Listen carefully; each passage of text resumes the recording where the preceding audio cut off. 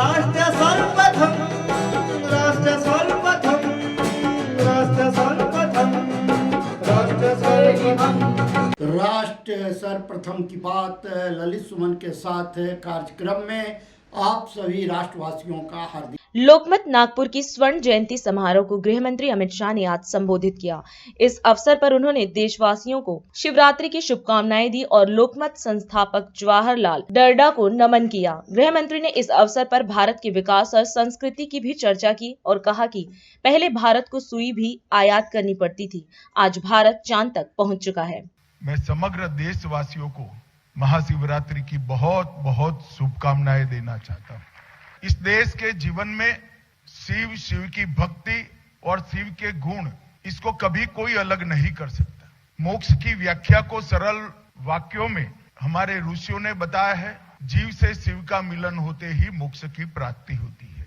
क्योंकि शिव का व्यक्तिमत्व ही आदि योगी होने के साथ साथ निर्लिप्तता से भरा हुआ है, और जो निर्लिप्त होता है वो अपने आप मोक्ष के रास्ते पर चल पड़ता है। इसलिए जीवन में शिव के गुणों को समाहित कर कर मोक्ष के रास्ते पर जाना हर व्यक्ति के जीव के कल्याण का रास्ता है। आज शिवरात्रि के दिन मैं सभी शिव भक्तों को, समग्र देश को बहुत बहुत शुभकामनाएं देना चाहता हूं। आज मैं लोकमत ग्रुप के मंच पर लोकमत के संस्थापक स्वर्गीय जवाहरलाल जी दर्डा, उनकी जन्मशती और लोकमत नागपुर की सुवर्ण जयंती, ये दोनों मौके पर मैं आया हूं। सबसे पहले मैं जवाहरलाल जी दर्डा को बहुत बहुत विनम्रता पूर्वक उनके आजादी के आंदोलन में योगदान, उनके राष्ट्र निर्माण और महाराष्ट्र के निर्माण में योगदान और उनकी पत्रकारिता के बारे में एक आदर्श रखने का जो बहुत बड़ा काम जवाहरलाल जी ने किया है, उसके लिए उनको विनम्रता से मैं श्रद्धांजलि देना चाहता हूं, उनका स्मरण भी करना चाहता हूं। मित्रों, आज मैं यहाँ पर आया हूं तब नागपुर के सभी सूज्ञजनों को, गणमान्य लोगों को एक बात करने आया हूं कि वर्ष आजादी के अमृत महोत्सव का वर्ष। आजादी के अमृत महोत्सव में देश के प्रधानमंत्री जी ने आजादी के अमृत महोत्सव को एक सरकारी कार्यक्रम नहीं माना, न सरकारी कार्यक्रम बनने दिया।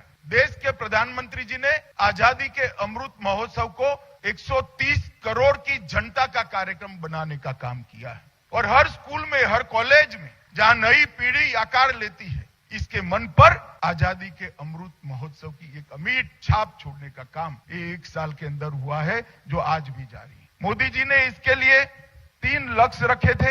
एक, आजादी के संग्राम से हमारी नई पीढ़ी, हमारे बच्चे, हमारे युवा, हमारे किशोर ढंग से जानकारी प्राप्त करे और गौरव ले कि इस देश को जिस प्रकार से आजादी मिली, इसके लिए इतने इतने महापुरुषों ने अपना जीवन का बलिदान दिया है। आजादी के अमृत महोत्सव का पहला लक्ष्य था कि हमारे जाज्वल्यमान, हमारे स्वयं प्रकाशित आजादी के संघर्ष को हमारे किशोर, हमारे युवा, हमारे बच्चे जाने और इसके आधार पर अपने जीवन को गढ़ने की संकल्पना करे, संस्कार प्राप्त। दूसरा लक्ष्य था, हमने इस 75 साल में बहुत कुछ प्राप्त किया है।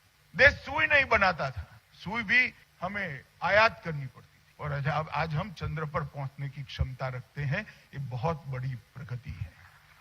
ये 75 साल में अपने पुरुषार्थ, प्रजाकीय पुरुषार्थ से दुनिया के सामने अपने आप को सिद्ध किया है। चाहे शिक्षा का क्षेत्र हो, चाहे अंतरिक्ष का विज्ञान हो, चाहे मैन्युफैक्चरिंग का हब बनना हो, चाहे डिफेंस इंडस्ट्री को, दुनिया भर की डिफेंस इंडस्ट्री को भारत में लाना हो, चाहे लोकतांत्रिक मूल्यों की रक्षा करनी हो, चाहे वसुधैव कुटुंबकम के संस्कार के साथ समग्र दुनिया के मदद में खड़ा रहना हो, चाहे वैज्ञानिकों के अनुसंधान से देश को आगे बढ़ाना हो, चाहे टेक्नोलॉजी को गांव तक इसका ट्रांसफॉर्मेशन करना हो, चाहे एडमिनिस्ट्रेशन के अंदर टेक्नोलॉजी को आत्मसात करते हुए लोगों की सुविधाएं बनानी हो, चाहे 60 करोड़ गरीबों के जीवन स्तर को ऊपर उठाना हो, हर क्षेत्र में ये 75 साल में भारत ने बहुत कुछ सिद्ध किया है, और हम सब के लिए, हर भारतीय के लिए गौरव की बात। तो दूसरा लक्ष्य था 75 साल की सिद्धियों को लोगों के सामने रखना और इससे एक आत्मविश्वास से भरा भारत की रचना करनी। और मोदी जी ने तीसरा लक्ष्य रखा है 75 साल से 100 साल। जब देश की शताब्दी मनाई जाएगी तब भारत कैसा होगा, ये कल्पना भी उन्होंने हमारे सामने रखी है।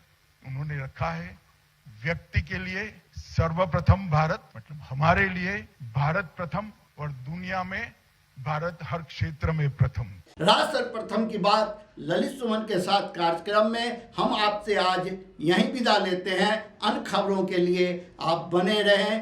राष्ट्र प्रथम, वंदे मातरम, जाग उठा है भारत। राष्ट्र